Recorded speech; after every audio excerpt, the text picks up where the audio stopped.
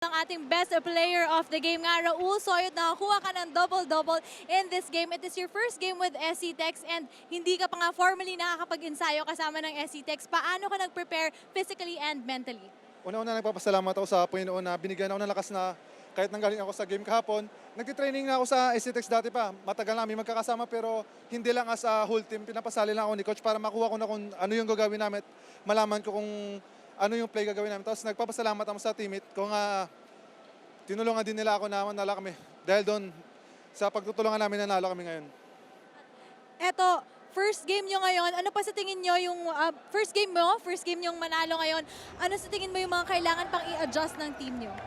Siguro yung ano pa namin, yung pagsasama-sama kasi hindi pa talaga kami buo kasi apat kami ngayon bago pumasok dyan sa SCTEX. Pero sabi ni Coach, enjoy lang laro para walang problema.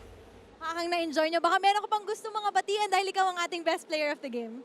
Binabati ko po yung pamilya ko dyan, si nanay, si tatay, mga kapatid ko dyan sa Bago City, Negros City, sa mga kaibigan ko dyan, lalo yung mga teammate ko dito. Maraming salamat po. Maraming salamat and congratulations.